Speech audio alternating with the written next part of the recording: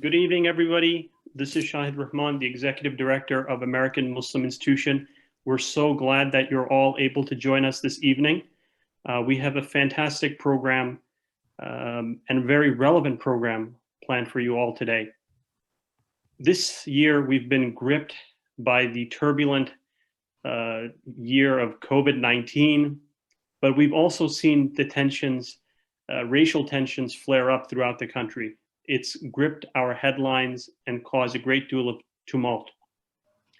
We have seen COVID impact people of color more than other groups. One statistic that I thought was insane that Joe Biden mentioned during the presidential debate, that COVID threatens to kill 1 in 500 African Americans. I mean, that was incredible.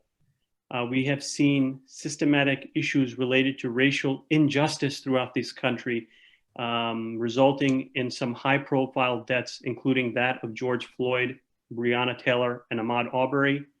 And we saw race highlighted at the presidential stage and also at the vice presidential stage. Again and again, it's an issue that our country cannot escape, and it's an issue that has to be dealt with.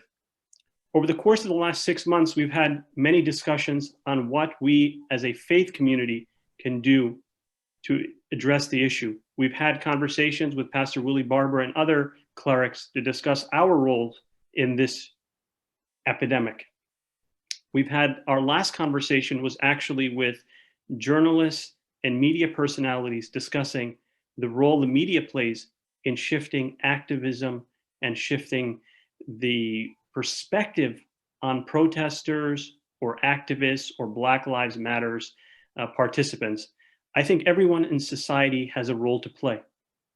One incredible thing that this movement has gathered is the sheer volume of individuals throughout this country who feel some sort of passion and some sort of interest in dealing with underlying racial tensions that are at the surface, bubbling more now than ever. And one of the things that we want to do as this culminates into perhaps one of the largest social movements in the history of this country, imagine this, almost 10% of the population at some time or another over the course of the last 4 months have participated in a protest or an action. We wanted to understand better today how sustainable is the movement. And we wanted to see if there is a pattern of taking those individuals who are on the streets, who are protesting, who are demanding justice, and working together toward building long-lasting changes. And I think we are very lucky today to have a fantastic group of panelists to have that conversation with. To begin with, I'll go ahead and introduce our panelists and we'll get started. We have Dr. Janine Abrams McLean. She's the Vice President at Fair Count, a non-partisan nonprofit organization founded by Stacey Abrams, her sister. The goal of Fair Count is to facilitate and ensure a fair and accurate count during the 2020 census while building pathways to continued civic engagement. Janine is a highly skilled researcher with over 15 years of experience designing, managing, and implementing population-based studies and projects while at the Centers for Disease Control and Prevention.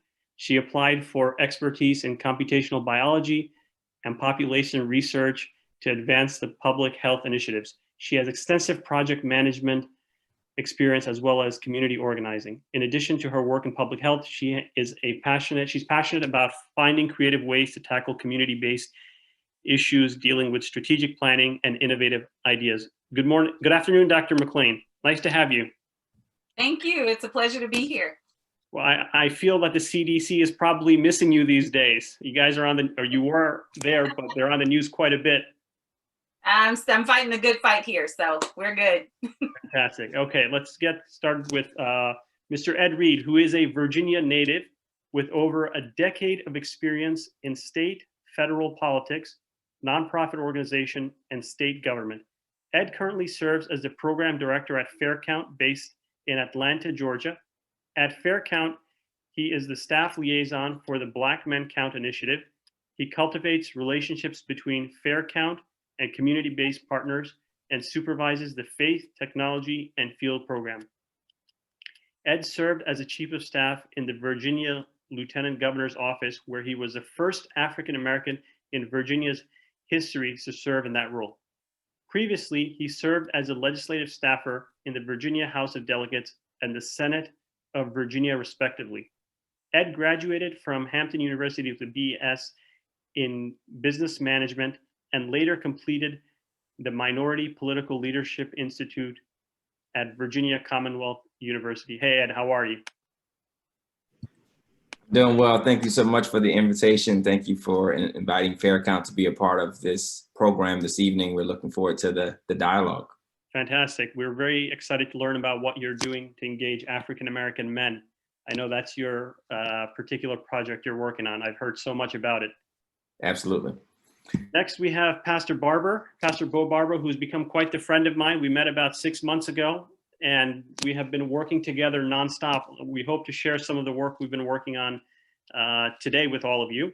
Pastor Bo has been the senior pastor at the Prospect AME Church in Forston, Georgia for 9 years.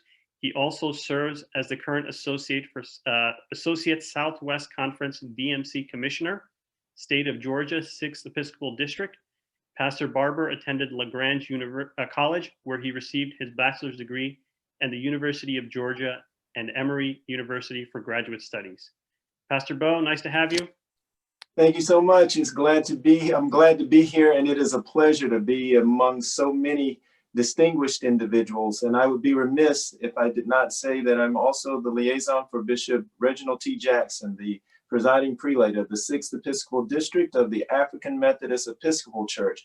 We are so thankful for his leadership and for allowing us to serve a role in making a difference in our civic engagement activities. But it is a pleasure, my friend. Glad to be here. Thank you so much. I'm glad we get to spend more time together. I feel like we're always on the phone or a Zoom together these days. That's right. And finally, we have Zeli Imani. He's a community organizer and educator living in New Jersey. Zeli has served in diverse K-8 settings as an English math teacher and curriculum developer. Most recently, Zeli has been organizing against anti-Black state violence with St. Louis-based millennial activists, United and Black Lives Matter Patterson.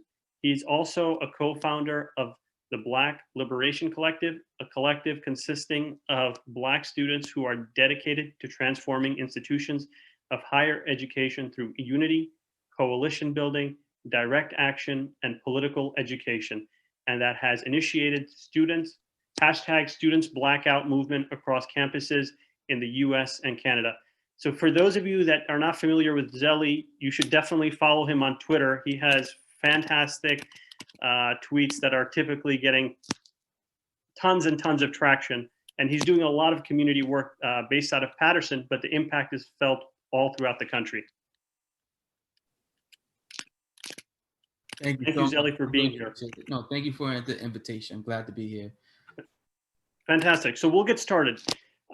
So one of the things, again, I mentioned it in my intro, we've seen this past summer. There has been so much discussion about the racial tensions, and we've seen polls, for example, indicate that the support for BLM had at one point had reached a peak. It's kind of slowed down quite a bit. And we wanted to know, really, I think the audience is very interested, how do we sustain that level of support, or how do we convert that level of support into long-term success or long-term change in the system? Basically, Zeli, this question is for you and anyone else that wants to tackle it. Do you as an activist have in your plan to convert some of the energy from the streets and into the electoral process? Yeah, definitely. I think that's a great question, and something that a lot of us as activists and organizers are grappling with, especially those of us who have been on the front lines of the Black Lives Matter movement since it kind of first started in 2014.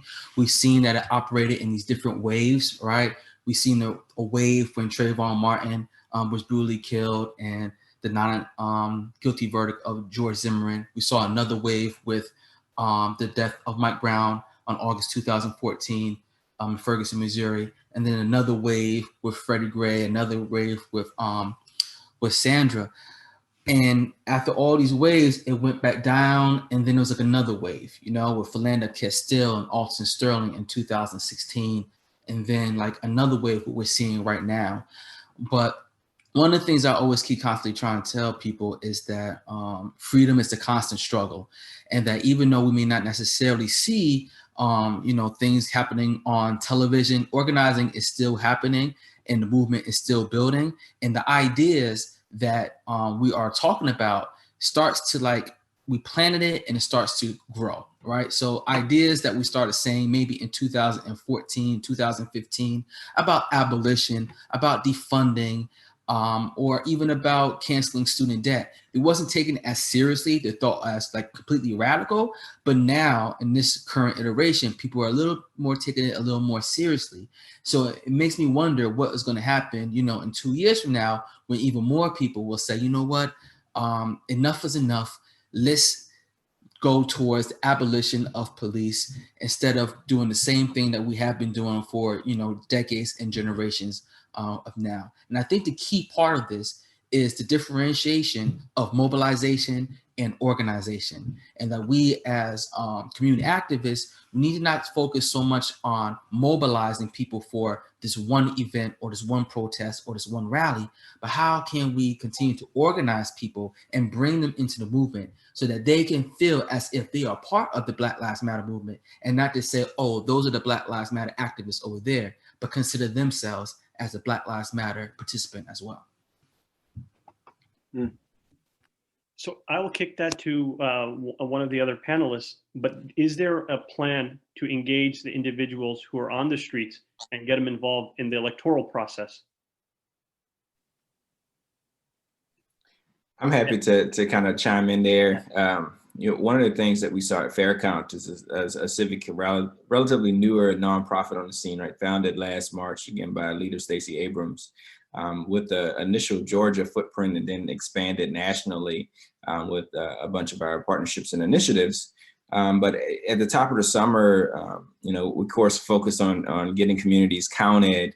But as we started to see some of the social unrest around the country and some of the events that Zeli mentioned that happened in recent months, we quickly came together to find out how we could tie civic engagement to the pro.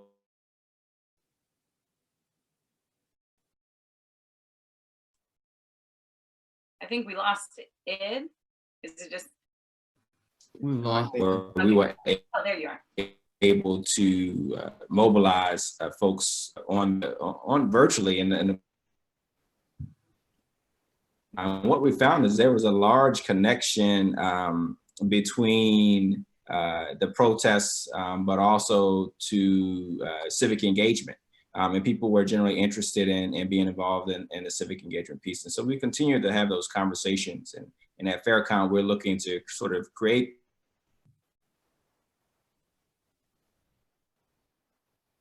I think we just lost Ed again. Yeah.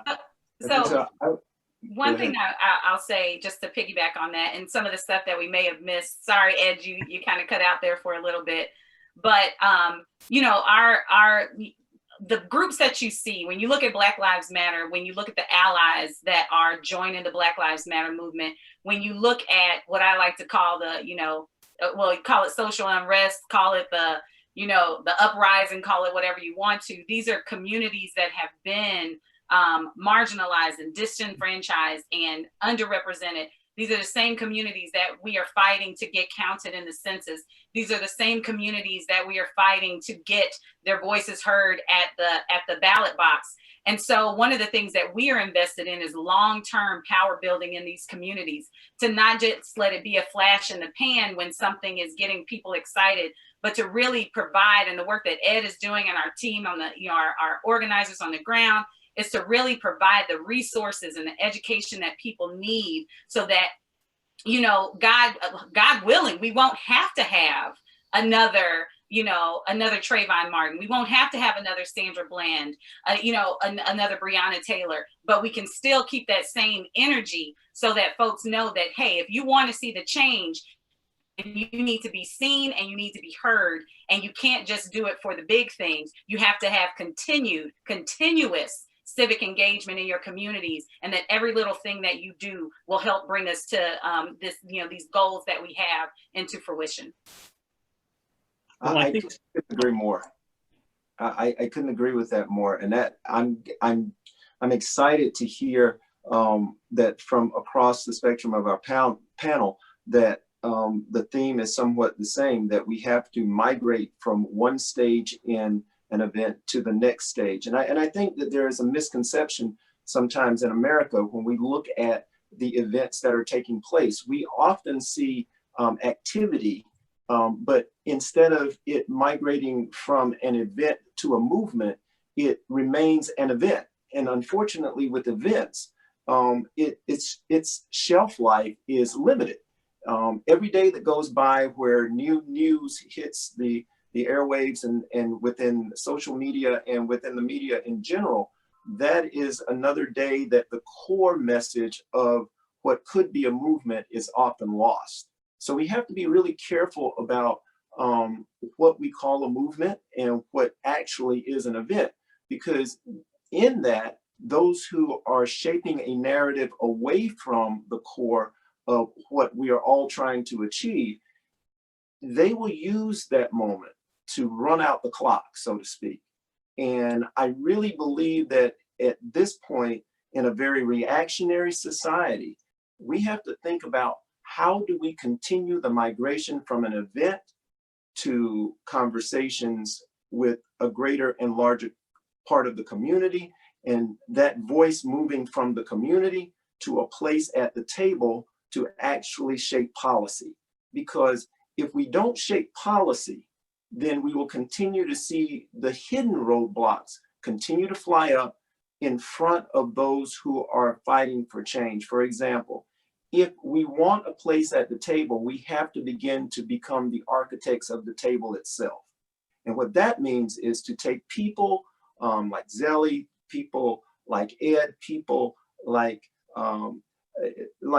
even myself in the faith-based community, and people like Janine, and implant them into the process. Bring along those who are marching right now and say, all right, we understand what we want. Now let's create a path to get it. So we've got to make sure that we do not get lost in the fray.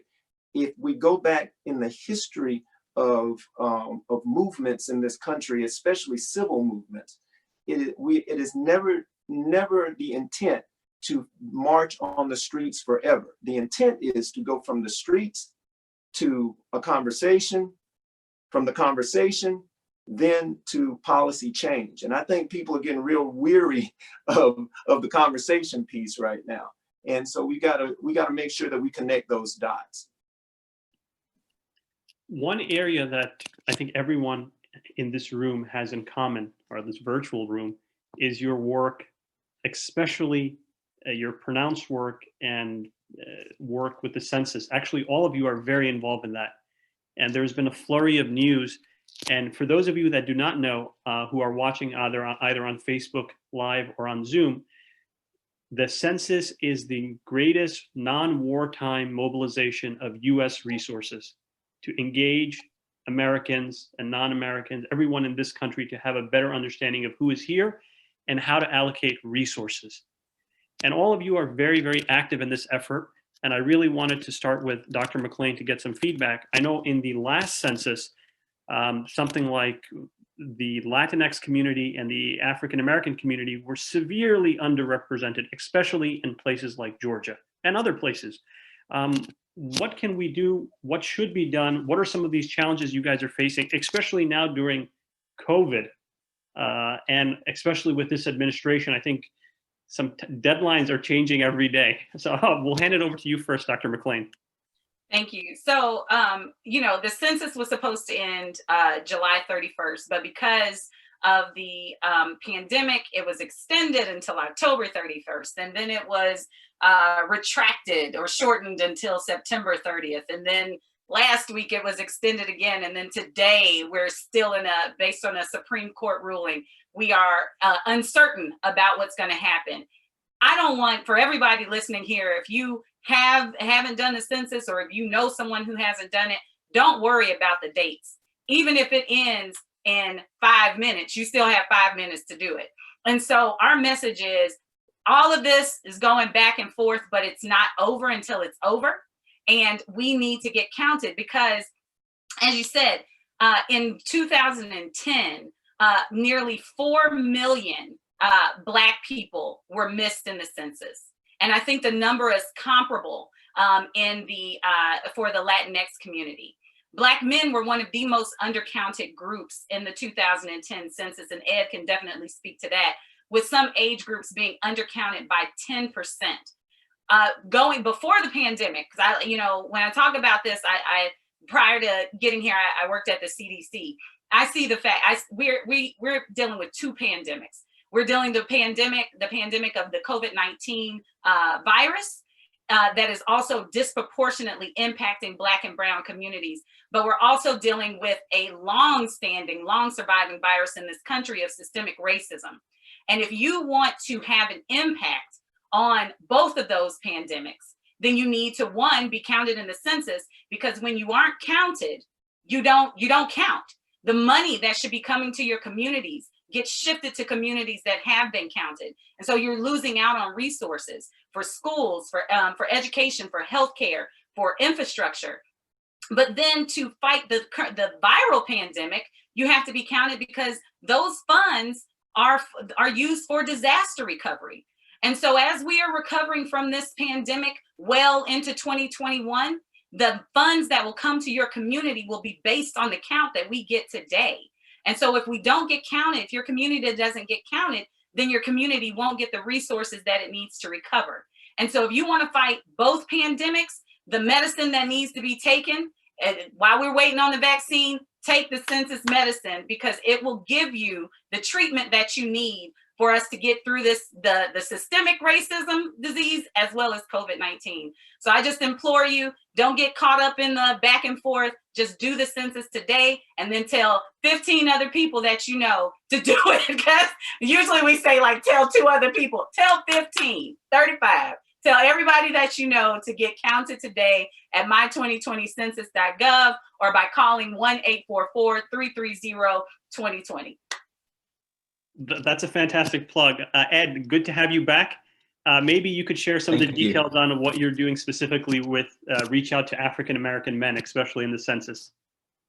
Absolutely. So thank you, Janine, for the segue there. And, in Georgia, if we just look at the state of Georgia, there were estimated 67,000 Black men that could go undercounted. And to Janine's point, that was prior to COVID-19. We look at some of the numbers that exist out there, that'd be over $200 million a year in lost revenues to cities, counties in the state of Georgia in terms of federal funding, not going into what it would mean in terms of reapportionment, redistricting through the loss of political power as well.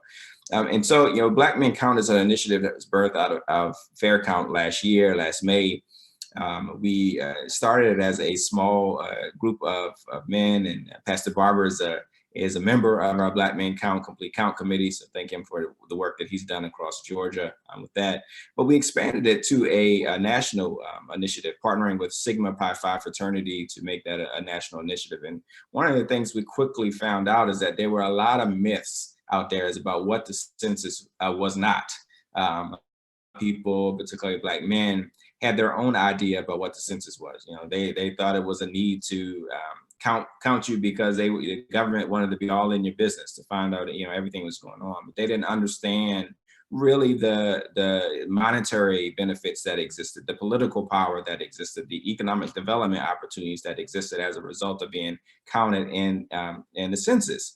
And so the census is not one of those really super sexy topics that people like to talk about. So we really figured that the only way to reach Black men was to reach them where they were. So we started a series called Black Men Speak, where we created platforms for Black men to come together in untraditional settings. So we found, groups where they could congregate and just talk about civic engagement, right? Have a frank conversation. And we found a lot of men were willing to open up and really talk about why they had not participated in the process before, or why they thought the system was not set up for people that looked like them. We were able to dispel those myths and create a platform for them to be able to expand it. I don't think that's specific to being counted in the census. That is also, inclusive of the election and being a voter. And so we've continued a lot of that work through that outreach, whether it be virtual or in person.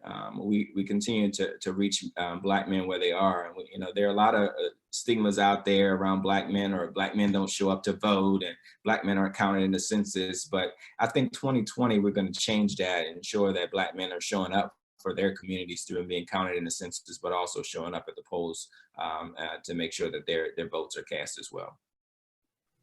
Thank you, Ed. So Zeli, I know that you're actively working on census-related issues also. Maybe you could share some of the challenges and strategies you're implementing similar to Ed. No, definitely. Again, since I'm part of the Black Lives Matter movement, I think one of the pushbacks that we as members of the Black Lives Matter movement always receive is like, oh, Black Lives Matter, all they do is protest, or they only come out when someone gets killed or a Black man gets killed by a white police officer. That's the only thing they care about. When that's not true, because Black Lives Matter is about recognizing the humanity of Black people. It's about dismantling anti-Black racism and making sure that Black people have the resources in order to live and thrive in communities. But how can we live and thrive in communities? And one of the ways that we can live and thrive in communities is doing simple things like voting and completing our census. These little tactics, which could take like 10 minutes, can chip away at these power structures to allow us to get some of the resources that are literally owed to us to make our communities better. So we're complaining about, potholes, we're complaining about poor infrastructure, we're complaining about lack of school funding. Then we need to be able to take this 5-minute, even less than that questionnaire in order to receive the funding. And I believe this has to go back to our belief that freedom has to be a collective effort, that your one task may not seem like a big thing, but it is going to have a huge impact on our community. So what we have been doing, part of Black Lives Matter movement in our organizing, is canvassing. So when we go out there knocking on doors, we are first obviously introducing ourselves to the community, letting them know that Black Lives Matter Patterson is here. And we take this moment, it's called deep canvassing, to have a conversation with the individual. Let them talk to us about the issues in the neighborhood. Then we ask them, hey, have you completed the census? And give them the information on how to complete the census. Then we ask them, hey, have you voted yet? Or have you received your mail-in ballot yet? And then please to encourage them to fill in the mail-in ballot. And then we tell them about some other opportunities of Black Lives Matter, like the mutual aid programs that we're doing, or whatever the case may be. But this is about building relationships with the community and educating them as well. Because one of the things that we did find was that even our canvassers who are, really into politics, really into civic engagement, when you ask them, hey, do you know what the census is really for? They're like, I don't know exactly what it's for. Like, I know it's important, but I don't know exactly why it's important. And I think we have to dispel the myth that, everybody knows what the census is about, when people really don't know, and I'm not sure if that's a public education problem. I'm not sure if that's a, mainstream education problem or what, but a lot of people don't understand the importance of the census. And maybe that is because it happens every 10 years. Like the last time it happened, I was like 24 years old and I didn't fill out the census because I lived at my mother's house. So I'm not sure why, a lot of people don't really understand the power of the census. Wow. You know what? I gotta jump on that little segue with my brother, with Zeli, because, I think it is a misconception that when people hear about Black Lives Matter, they do think, even within our own communities, they think that, oh, this is just another protest conversation. But in listening to you right now, I believe that one of the problems that we're having by and large is an inability to connect the dots between Black Lives Matter, organizations like Fair Count, the faith community itself, other political entities. It is that age-old issue of silos. Everybody's operating in their own little space, and because they're in their little space, oftentimes we miss the opportunity to forge paths together where each one brings something to the table. Just like you said, we forget that in order for people to be engaged, they've got to see the relevance of an activity. Is how does it affect me? That might sound like a selfish determination, but it's not really. I mean, it's human nature to say, if I put my time into this, what is going to happen for my family? What's going to happen for my community? What's going to happen for my friends and so forth? So in order for us, I believe, to be able to move forward from just talking about the census and talking about community engagement and talking about the importance of the political discourse and all of that, we have to, as individuals in our respective spaces, make it possible to have conversations at the table among ourselves. And that's one of the things that Shayad and I have really been fortunate to be able to do. And that is to try to map out ways to connect dots. He with the American Muslim Institute, me with my nonprofit, Citizens for a Responsible America, and the platform that's been given to me by Bishop Jackson. All of these areas are separate and doing things, but if we can just come together and make sure that after even an event like what we're doing right now ends, we stay connected and we look for ways in the moment to engage, I think we can make a difference. Thanks, Pastor Bo, for that shot in the arm and the motivation. Really appreciate it. So I'm going to hand over the next question to start with you, Pastor Bo. I know in the past, a lot of the discussion we've had is related to the role that faith communities can play in encouraging people to get involved. And specifically, I wanted to ask, what role do you see faith leaders in having, as far as engaging people to go out and vote? So one of the things, I think you and I discussed this yesterday, we've noticed a lot, especially in a younger generation, that people feel, and I think a lot of this has been addressed today, that this person, this official does not talk to me. I don't know how this relates to me. I'm not going to get involved in the process at all. But from a faith perspective, is there a way for us to engage our communities and kind of make it a religious obligation? I don't know if we can do that, but hey, go out and vote. And Zeli, next question, I'm going to ask you too also from a Muslim perspective. Pastor Bo. Absolutely, and thank you for that. I mean, I don't think it's that far-fetched to say using the bully pulpit, no pun intended, for the advantage of civic engagement for the good of people is outside of our faith mission. I think part of the issues within the faith community, folks are wrapped up around the axle of this idea that if we are faith-based, then we shouldn't be involved in politics. Well, the majority of civic and social change in this country has come out of the Black church.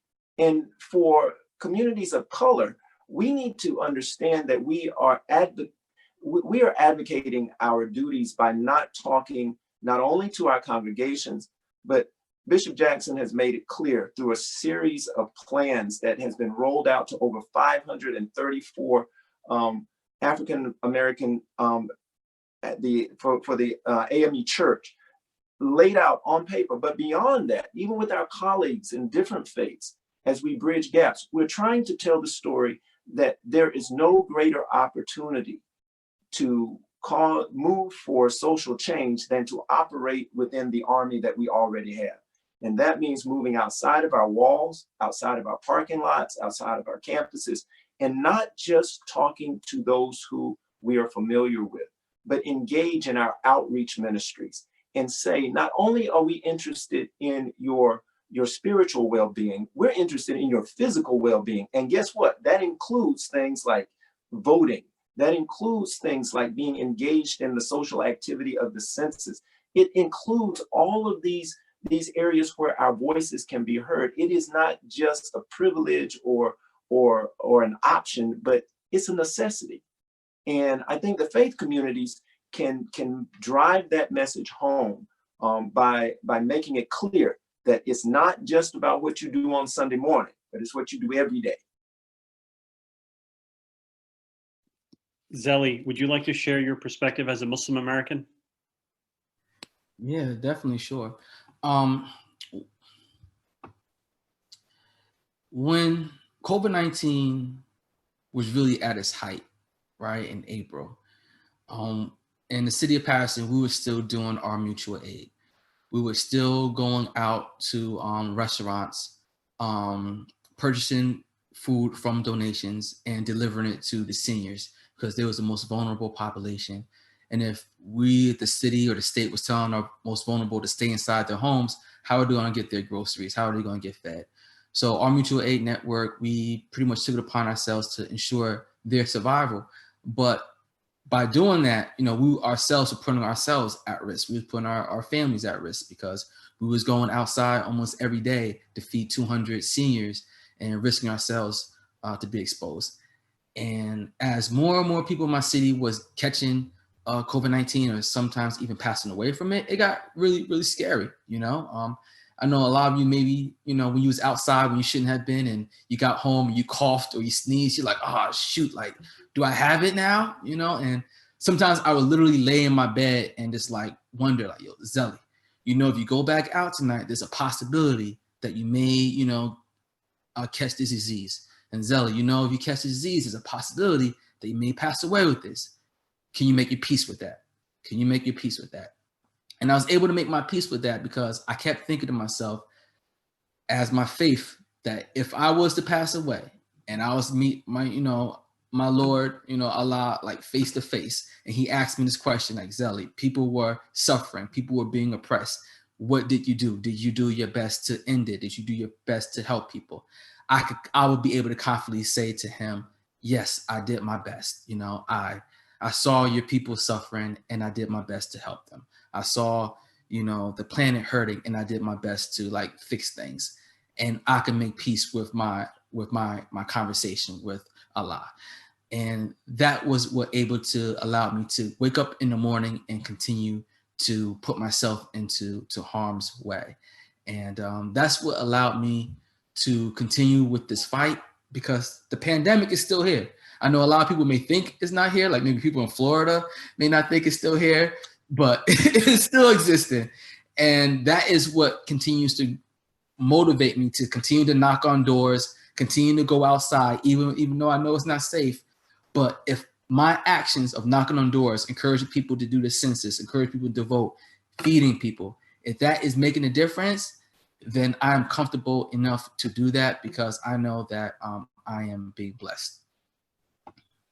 If I can, I think that's fantastic. And if I could just jump in, Ed, I'm putting Ed's business out. Ed and I are both preachers' kids. All right. So both of my parents are ministers. But, and my brother-in-law is Muslim.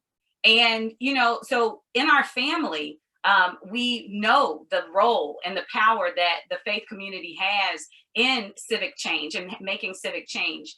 And sort of going back to the beginning, talking about, sort of like youth.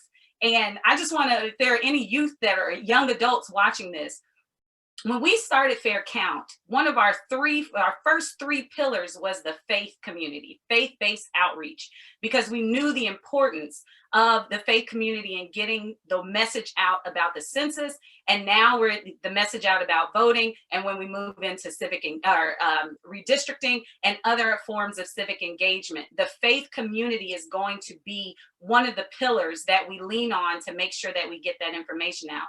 But one of the things that we've tried to let people know is that when we talk about faith leaders, no disrespect, Reverend Barber, no disrespect. But when we talk about faith leaders, we're not always talking about the preachers or the imams. We're talking about the people that are doing the work in the church. And if you are a millennial or what's the ones after millennials, the younger ones after me. If you are, oh God, right, whatever they are. If you are right now making sure that the technology is set up so that your faith institution can broadcast services, you're a faith leader. And we need people that are doing work in the church, doing work in the mosque to make sure that the messages get out. And so I just wanted to piggyback on what everybody else said, is that the faith community, the change that we want to see, the faith community is key across the board, across all religions, to making sure that people's voices are heard. Absolutely. And I'm going to jump in on that one, Janine, because I am not at all offended. Why? Because you're absolutely right. I mean, everybody is a leader. Everybody is a leader in their respective space. And beyond that, in God's house, as a very famous leader has said, everybody counts. Now, here is the reality of that. We are sitting here and we are in agreement, but there's an ocean full of people that don't get it. And I'll be the first one to say, in certain areas, the trusted voices are not the clergy, okay? It's not us.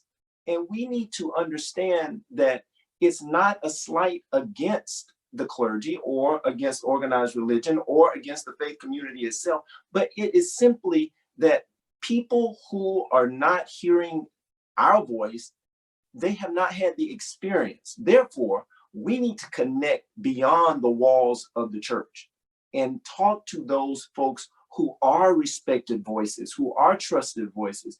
And who's to say that a pastor, an imam, a rabbi, a priest cannot connect with a rapper, with an athlete, and we all sit down and we figure out how do we make a difference in our community. So thank you for that. I think that is great truth when we say that, hey, everybody has a role to play in this.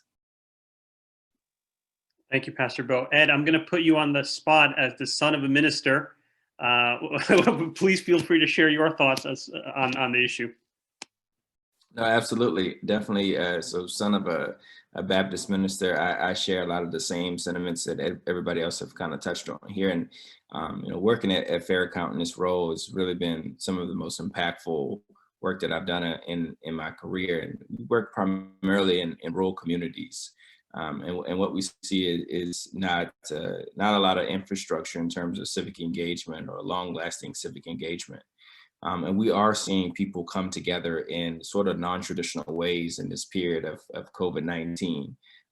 For instance, to Zeli's point also, we see a lot of food distribution sites across rural Georgia. And we're seeing members of the community that maybe had not organized anything prior to this time sort of come together.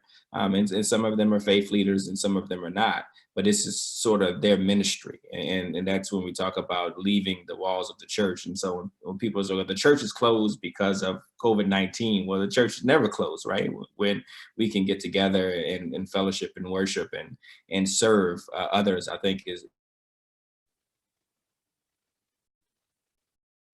Oh, did we lose Ed? He was getting to the climax right there. It was getting so good, though. I know. I think he's frozen, but eventually, I think he'll join us eventually. We just have a few more minutes left. I wanted to transition very quickly into the last topic I really thought was very important to cover.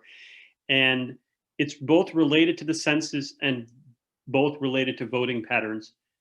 In Georgia, from 2012 to 2016, we saw a drop-off of African-American male votes decrease by 22%.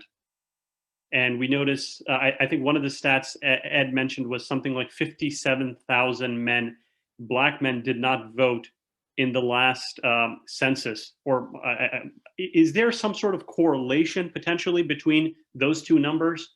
And do you think if we address one of them, the other will slowly resolve itself? Either Ed or Dr. McLean? I'm happy to take the first stab if my internet doesn't go crazy. Sorry about that. It's weird times in my household.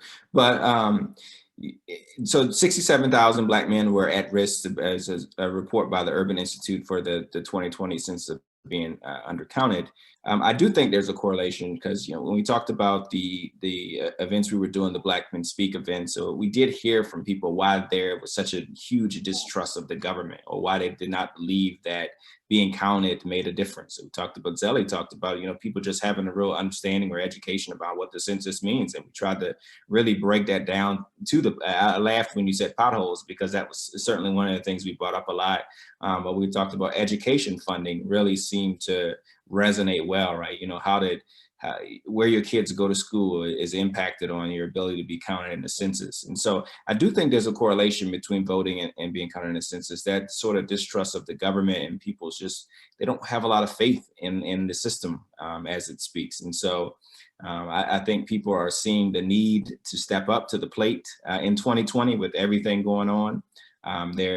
We also see the sort of COVID-19 and the impacts. We try to tie the impacts of the census to COVID-19 to communities, so that our ability to recover fully from COVID-19 is dependent on an accurate and full, complete count in the census. And so ensuring that people know that, the only way we'll be able to rebuild and recover from this is to be counted and also to vote in the election. And so I think 2020 will be different, those statistics. I think we lost him again. Dr. McLean, you're going to have to take over as the census expert. So everything that Ed said, the one thing that I will add is, when we talk about racial and ethnic minorities, immigrants, young children, these are all what the Census Bureau refers to as hard to count communities. And again, these are some of the, aside from the young children, these are also a lot of the groups that are, that experience voter suppression. And what we're seeing and what you see now that's going on, what happened yesterday in Georgia, where you had, I think in Columbus, at one place, there were 400 people in line waiting to early vote.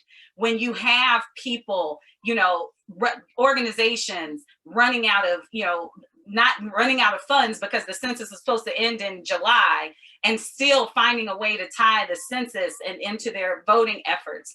What you see are people that are tired of being counted out, and they are taking this moment to fight census suppression, to fight voter suppression, because they go hand in hand. It's the silencing of certain people that other folks don't think deserve to have power.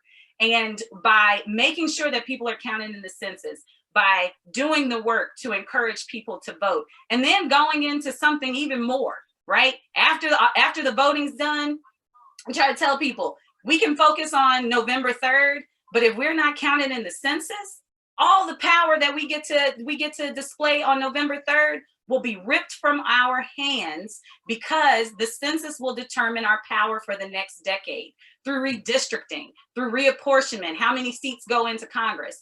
And so we have to tie, and that's one thing that we've been working so hard to do, that Reverend Barber has been working so hard to do, that I'm sure Zeli has been working so hard to do, is to tie all of this together so that people see that this is the bed, this is our democracy. There are pillars of our democracy, and the census is the bedrock.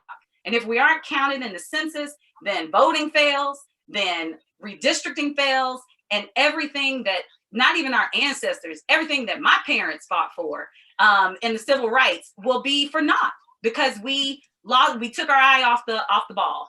And so definitely tying all these things together and just riding this wave of engagement and excitement about what we deserve to see, I think we're going to see changes, just like Ed said, in 2020 and definitely beyond.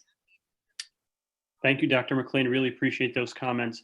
Let me hand it over to Pastor Bo. I know you and I have been having a lot of conversations, I want to say, for the last 40, 50 days about what we could do about shifting the narrative on civic engagement. I would love if you could introduce some of the work that you and I have been working on, and then I'll show the video at the end, but I would love your intro into some of our work, Pastor Bo. Absolutely. Shahid, thank you so much. And let me say to everybody, what Shahid and our team and myself, what we've been able to achieve is something that everybody can do. And this is evidence of how we can move the needle just by doing what we can in our space. All right. So Shahid and I met through the census, really. There was an event earlier in the spring. I had tagged along with Bishop Jackson there, made some contacts. We have a mutual sister that was kind of moving some things around. And as we got closer to this election cycle, we started talking about what is the most unlikely area that people are paying attention to in this cycle. And we said to each other, Black men. Yes, the Black community is getting a lot of press. Yes, Black women are getting a lot of press, justifiably so. But then we said, what about the men?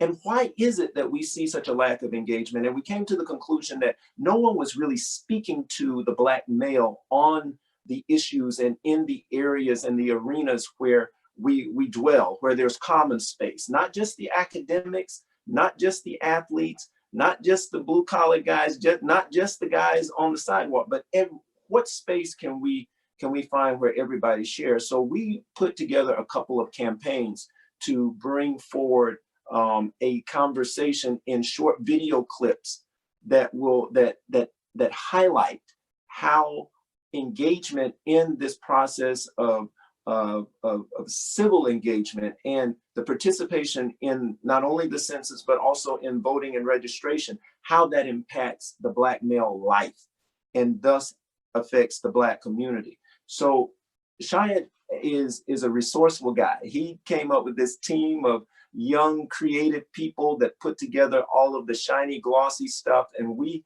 went back and forth. Sometimes we'd be up past his bedtime, past 10 o'clock at night. I'm telling his story, okay? We're up at 11, so, well, what about this? Will this phrase resonate or will this phrase offend? So we actually created some real dialogue between our communities that allowed us to understand each other's culture as well. And so that's where, you know, I got to know the name of Zeli, and I got to know the name of some of the other people that have given of themselves. And I want to give a shout out to FairCount, because without them, the technology that we are pushing for to have in every community to talk about the fact that it's not enough just to have availability, you got to have access.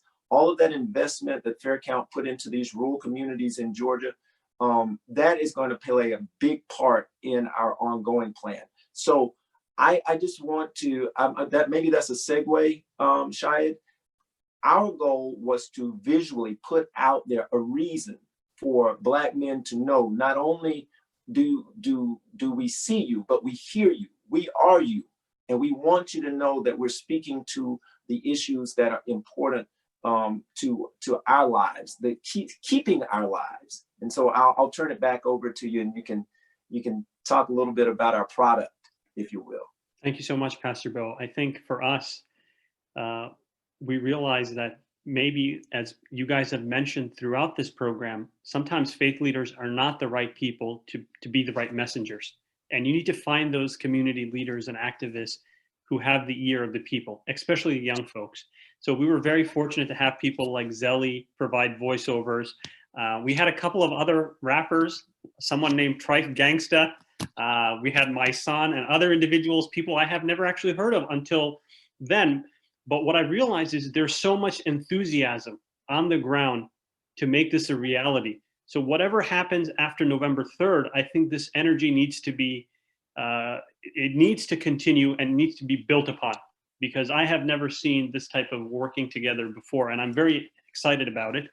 What we wanted to do was look at the issues that those individuals thought were very important to the African-American male community, put them on the picture, put them on a video, and show how those things potentially could have an impact, especially on the ballot box. So I'm very happy to show our first video. We've done a couple of them, but in the interest of time, I'll show the first one today. Give me 1 second as I cue it up.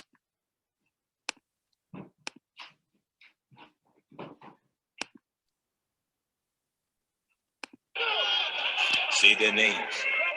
George, Brianna, Eric, Alton, Philando, Michael, Arthur, Tanisha, Antoine, David, Manuel, Stephon, Aaron, Jordan, Chad, Terrence, Corinth, Joseph, India, Samuel, Sandra, Freddie, Walter, Eric, Philip, Maya, Megan, Tony, Kai, Dante, Michael, John, Jonathan, Carlos, Clinton, Caleb, Johnny, say their names. Be their voices. I would not. Just shut up and dribble. It's time for everyday people to have a voice. Vote November 3rd.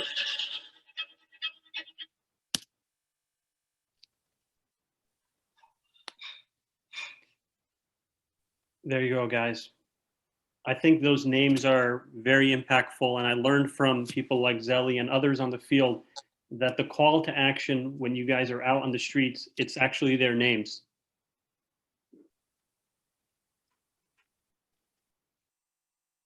Any Absolutely. final comments, thoughts as we wrap up tonight? I love the video. It reminds me of sort of a video that we did last year to get people mobilized around being countering the census as well. And we kind of showed that got updated, released in the shop was the whole Black man and how Black men have always been a part of the community and what they've done to build communities, and how having the voice heard in the census is just a fragment of that. And so I really appreciate the video and clip. Yeah, I think it will resonate and continues to resonate with folks in communities that you said that are difficult to reach at times, and having the right messenger is important and key. And so I appreciate this platform as well, to be able to kind of talk about some of the obstacles and challenges, but also talk about what the solutions are, because it's one.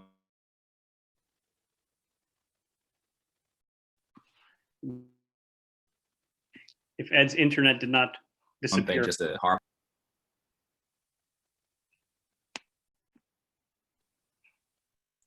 It always happens right when he gets to the good part.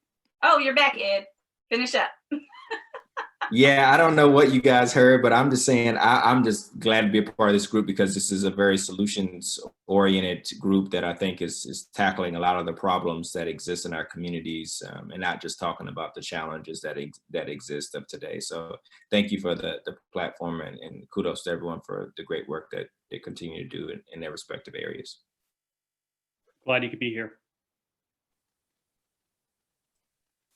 And I'll just echo what Ed said. I think, especially as the mother, well, the wife of a Black man, the mother of two young Black boys, one of whom you may have seen running here a little while ago. But, I think that this work and making sure, one, that especially young folks see, not just what's happening in their communities, but like Ed said, to have real solutions for how they can fix it, I think is the way that we make sure that this next decade, we continue to see the changes that we're seeing now, and they continue to grow, and to help us just, have the fairness that we need to see across our communities, fairness in resources, fairness in power, fairness in everything, and equity and everything. And so I just appreciate the work that you're doing. Keep making these videos and putting them out, and we can do this. And so I just appreciate all the work that y'all are doing. Thank you so much. Fairness and equity. Zeli. Yes. First, I don't want to again thank the American Muslim Institution. Also want to thank Fair Count for being here today. I think that in order for us to want to live in the world where we can exist together, that we first have to mobilize and organize together.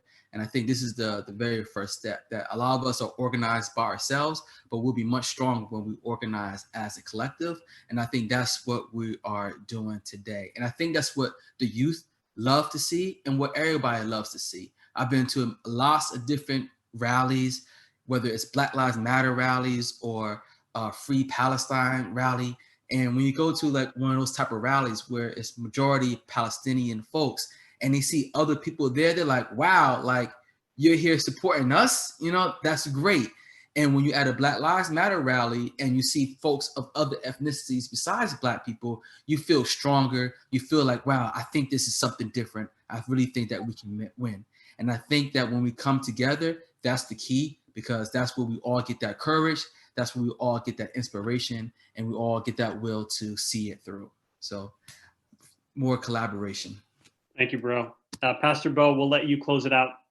Well, thank you so much. And you know what? I'm going to take my brother's lead. Zeli, you issued the challenge, right? For all of us that are on this call tonight, let us not leave this event, but let this be the beginning of us communicating with each other. And I have an ask on behalf of Shahid and myself. Take these ads that we have produced, that the team has produced, put them out in your spaces. Find every other person and entity that you can to put out into the spaces so folks can see this. That will begin, I think, a process of greater collaboration. And I'm all in. Zeli, you know what? Anytime you want to come on a Sunday morning, a Wednesday, evening, anytime during the week when we gathered and you want to have something to say, my brother, you are welcome in the sanctuary as well as any place else in my space. Ed and Janine already know because they are partners of ours. They have officially partnered with Shahid and our organization, but also with the 6th District and the AME Church. We are ready to do whatever it takes to make a difference. So thank you so much. Thank you for your participation and for your future engagement.